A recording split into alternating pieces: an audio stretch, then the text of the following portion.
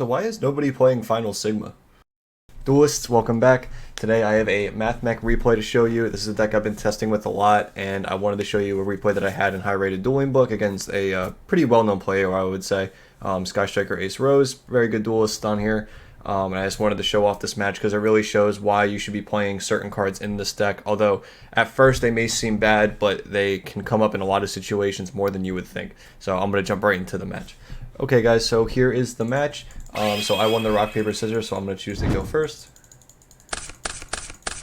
So as you can see, he has one Sky Striker, Widow Anchor, Effective Veiler, King Regulus, Area 0, and Infinite Impermanence. So he's got double hand trap. Going second card is really good, but he doesn't have a way to actually get to Ray yet. And then for us, we have Subtraction, Multiplication, Circular, Mining, and Droplet. I'm going to show you why this card is so good and why people play it at 1. It is more than just a small world target for the builds that are playing small world. This card's application of the actual effect is so good, where if it's sent to the graveyard, target a cyber monster you control in the extra monster zone, it's doubled until the end of the turn. That is so important. I'm going to show you why. So just starting off, we're just going to go with our circular play. I don't believe I played this match perfectly, because I think like these slower matches, I'm still figuring out how to play Mathmech because there's so much tier element and split going around. These games aren't like lasting a long time like they would against something like Sky Striker. So when I go circular, he activates Effect Veiler.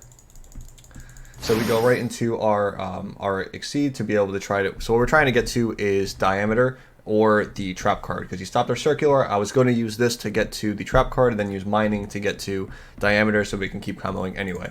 But as you can see, he has the Imperm too. So this is very smart by him because it stops us from getting into any way of the trap card. We cannot circular for it, and we cannot use our Exceed to get to it. So this shuts us out of the trap card completely, unless we drew it for our opening turn, which we didn't. So very smart on his part. But we can still get to the Diameter with Signet Mining, so that we can still at least try to make some kind of a board and give ourselves a follow-up. So yeah, we're going to go Diameter to bring back Circular, and then link off into Devotee and Disciple. Again, make sure you always activate Devotee. It's very important. It keeps the game state proper, because there is moments where that can come up, you activating that card. So yeah, now we're going to activate Devotee to summon our 2 tokens. We kept the DD Crow because the subtraction isn't going to add anything to this play. I would rather have the extra interruption. Plus, we don't know what he's playing yet, so I'm still assuming this is like Tier Element or Split or something like most of Duelingbook is on right now. So yeah, we're going to do the standard Cyber Spurker play with Masquerena just so we can get some kind of value, so that we can get to ourselves a Diameter and follow up when we pass here. So he draws Prosperity for turn, super good draw. Only banishes 3 with Prosperity. I guess the extra deck's a little tight. If I don't have Ray, usually I try everything way in my power to get to it, but this works out. He's able to get to Rose at least. He shows us that he's playing Cyframes, which is also really relevant. So he anchors the IP, forcing it out of us. The reason we do this is because we know he has Rose, so we can just go right into Hayate and beat over the Masquerena, which is something we don't want to deal with. There was another option where he summons Rose, goes Hayate.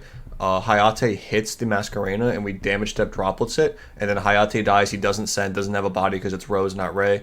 But yeah, but I didn't want to risk that of him having Ray anyway. So I'd rather just use the IP now.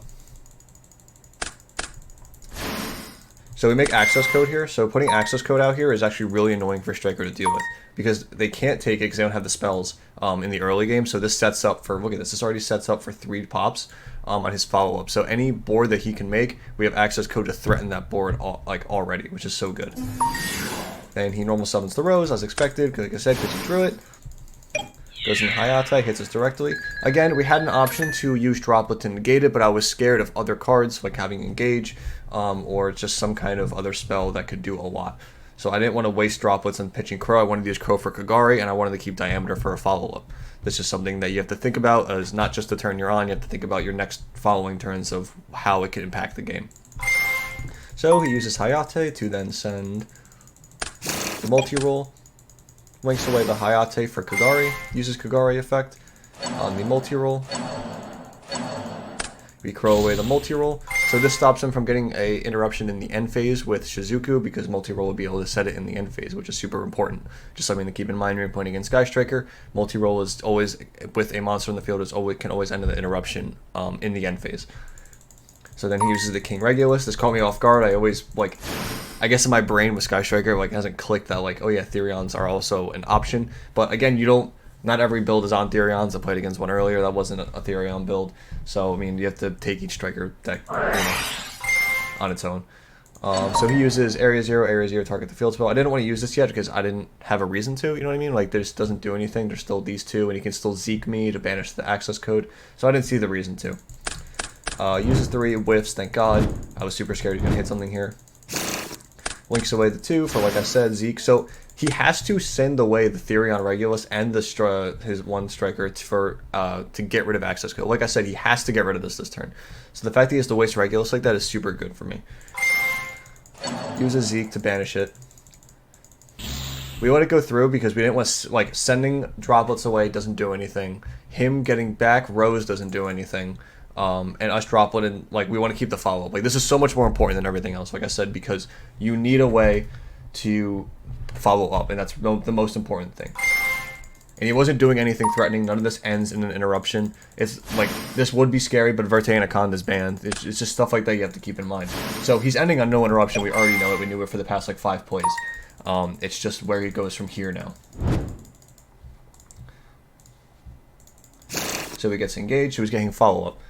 So now he's playing to hope he not die. But he knows we have Diameter. He knows we have Sigma. And he knows we have Multiplication in the graveyard. And if you're playing Multiplication, you should know that it's over once you get to a point. There's a Multiplication here. DV's glitched for whatever reason.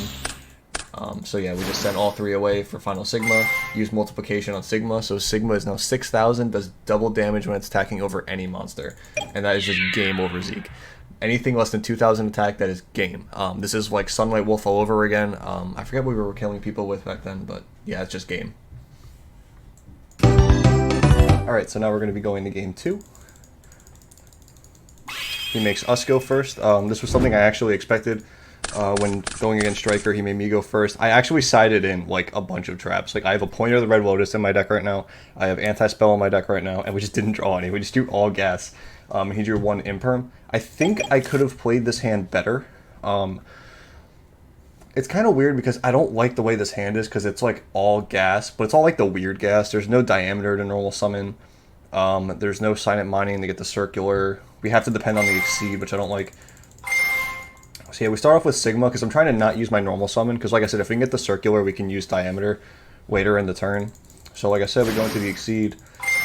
Use the Exceed. This play also keeps Sigma in the graveyard, which is important. He imperms it. So this is kind of annoying now because where we're left, I don't really like it. So we use Addition and then use Equation to summon back, and then this sets us up to get Diameter anyway.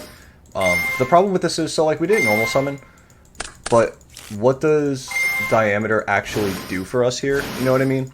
Like, so we do this play, right? I'll say we end with the Normal's Wicked and IP play. So this is just standard, and then we can get the Diameter to our hand.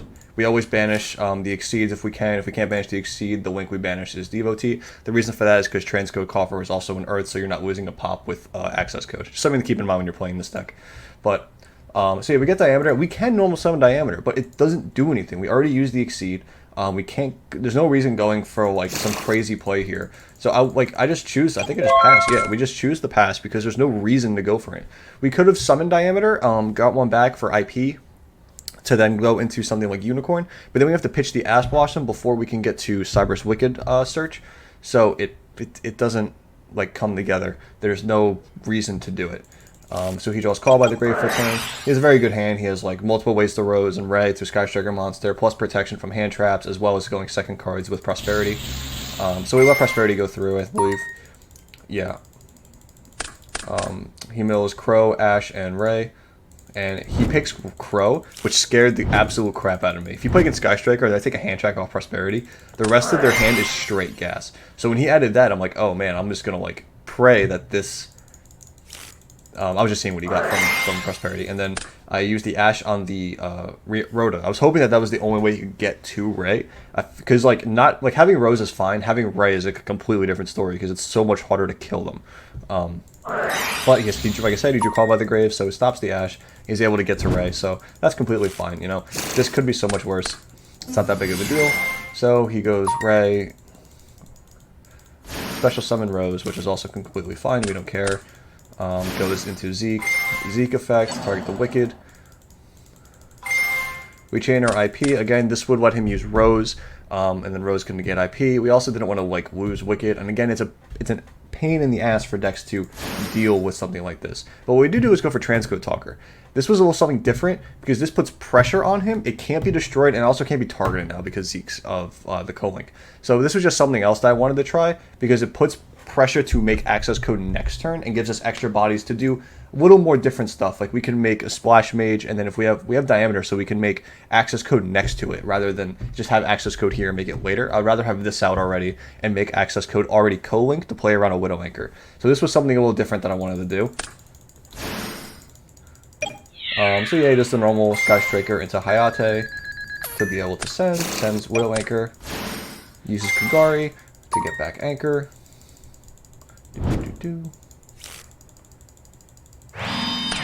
And then sets Anchor and links off for Shizuku. And then Shizuku effect gets, I believe, yep, Shark Cannon. And then Shark Cannon banishes my Sigma. So he's taking away plays for the follow-up, which is making it more and more annoying. So I thought I was good next turn. It turns out I'm not good. I had a lot less plays than I thought. So I know he has DD Crow. I know he has Widow Anchor, and he banished my Sigma in the end phase. So that was a 3-for-3 interaction. So he has a way to stop stop transcode, he has a way to stop diameter, and he has a way to stop Sigma. That sucks. And then we drew Ash Blossom for turn, which double sucks because it's not an extender. It doesn't do anything for us. Super unfortunate. So yeah, now we're just kind of stuck. So yeah, we just link away for Amirage, and then we use the effect. We were just trying to scare him into using it early, but it never really mattered anyway, just because we knew the Anchor was there. So this game was just kind of a complete loss. Use another Afterburners too. Man, if we just, like, it's one of those things where, like, if we just had one more thing, we could have gotten there, but it just sucks that we couldn't. So we Kagari's back Widow Anchor, uses Widow Anchor to take control, takes Transcode. Links them both away for his access code talker. Hits us for 53. Sets one, passes, we draw, complete dead card. This is something to keep note. This was super bad. If I just used this early, or didn't use this, if I just used activated transcode and left diameter on the field, we could have killed him this turn. We could have straight killed him because he didn't have a Sky Striker. This is full combo because I would have tried it, right? There's no reason not to, even with the back row. We don't know these two. We normal summon Ash Blossom, make Amirage, summon Parallel Exceed, go into the Exceed, get Circular, use Amirage, tribute it off, summon Circular, get back Sigma. It's full game. That should be access code with double attacking.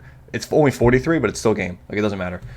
So again, that was our own fault. It's very important to look back on games like these and see your own misplays. So again, that was it for that game. It was my own mess up. This is why I do stuff like this. I like looking back at my own games. I said, okay, that was, it's something interesting to keep in mind. So now we're going into game 3. Of course, we draw double desires like an absolute champ. I think Crow's okay in this matchup. Again, it's like one of the better hand traps this format. It's good to see this finally coming into fruition after so many years. So we start off with desires. He doesn't have an interruption, so we're good. We just use mine and discard the desires. We don't want to desires twice in one game, again, especially against Sky Striker, such a grindy deck that can go on forever. We definitely wanted to do it earlier than later. So we use Circular to send Sigma, and then Sigma effect to be able to get the itself back, and then activate Circular to search a Ice Power Trap. This card's just so crazy. I can't get over how good this made the deck, and I really think it's competitive against everything for the most part. I just misclicked. But yeah, it was just in the log that I put it on top of accident. So we activate Addition. So the reason why we're doing this is because I was doing a play where I didn't draw any of my trap cards. I chose to go first, and I wanted to be able to get to a pointer. So in the combo later on, you can summon a Splash Mage, and then you overlay all three into the into the Exceed with 4 materials, and then you use it to search a trap. So I would have searched a pointer because I was actually more scared of something like Evenly Match or Lightning Storm or just general going second cards, Dark Ruler, etc., etc. And a pointer is really good against cards like that, especially against Striker, where you only need one card to play. If you take away that card, they might not be able to play at all. So I was trying to get to a pointer. That's why I was going for this Link play. Just wanted to point for that out. I don't summon Parallel Exceed here because we already have the Link play combo, so I'm not going to waste the Parallel Exceed. So We go activate Disciple. Well, go into Disciple, go into Devotee. Again, you have to activate Devotee because stuff like this can happen. He Ghost Ogres the Devotee. That is legal. It counters this play, and it's something to keep in mind. So from here, we're going to link off the Disciple and the Sigma for Wicked, and then activate Parallel Exceed. This threatens. It gives us a follow-up for the for what's coming now, because we can get Diameter from this, and it gets us the Exceed. Super good. It sucks we have to lose the Sigma for this, but it's fine. It's not that big of a deal. And he chains Nibiru here. Completely fine. Don't care. So with this ruling, Parallel Seed stays in our hand. Gets us the token. What we could have done, there is an option here to normal summon, make IP, and then on his turn we can get back 2 to then go into the Exceed, and then search, and then use the IP in that to make Unicorn for an interruption. But against Striker, I'm not that worried about dying, even with a Nibiru here. And I've double hand trap, and we could use this as in a defensive way. So I'm not worried about dying. I'm playing this more for the long game. I'd rather save the hand traps for something else, okay? So he draws Rhoda, like such a good draw. Like, oh god. Last card was so good to draw. He activates his multi-roll effect to send away the Nibiru, I believe. And then this guarantees everything going through. So that's why he did that, because I would have probably Ash Blossomed this Rhoda, so he couldn't get to Ray. But, again, he already had it. So, the multi-roll doing this, he can Shark Cannon now to get rid of the Circular. And what this does is something that's very smart to do. He knows I have Super Factorial, and he wants to turn it off immediately. So, when he searches for a Ray, and this isn't here anymore, and this is resolved already, this puts me on 1 Mathmech Engrave, and I can't use Super Factorial anymore. Just something to keep in mind. It's a really good big brain play on his part for like a Striker player, you know. This is why Striker is so good. Like, it's one of my favorite decks because it has a little counters to everything. So yeah, he goes Ray Rose, go into Hayate, clears the token as well, and he's going to send off the Hayate Widowanker, and this sets him up for interruptions on my turn. He uses Kagari to get back Anchor. I banish it with DD Crow. Now, I knew he was going to be able to search it with Shizuku and this in the end phase. I was thinking about Ash Blossoming here, but this is where you have to think, right? This is where you have to really think, because where he's at, I know he's going to get Anchor, and I know he's going to get back this Shark Cannon. So I know for a fact he's going to have at least 1 interruption with Shark Cannon. I could stop him getting Anchor with Ash Blossom. Or we save Ash Blossom. He's not going to have 3 spells engraved, and we can go Ash Blossom into Almirage for Parallel Exceed, and then we could try to play from there. So what do? You can decide what you want to do in the comments. Let me know below what you would have done. I'm actually really curious of how people would have played it. This is super important in situations like this. So I could stop him from having interruptions and depend on the top deck, or we can save the Ash Blossom for my own turn. So what we decided to do was save Ash Blossom, let him get the Anchor, activate the Anchor on the Shizuku, and then multi-roll to get 2 back. So we have perfect knowledge. I think it's very, like, a common term for me at least, is perfect knowledge. We know he has Anchor, we know he has Shark Cannon somewhere set. We draw Sigma. So we drew a body, which is very important. This was one of the better ones. This obviously it could have been any body, but we drew a body. It's the most important part. So this is what we do. Normal summon Sigma. Can't interact with this. Normal summon Sigma. Link right into Almirage. Activate Parallel Exceed, like I said. We get to save Ash Blossom. Again, we could have done the other play. We just drawn Sigma and been fine. We didn't know. We always play for guarantees. I would rather have a chance at something than a 0% at nothing.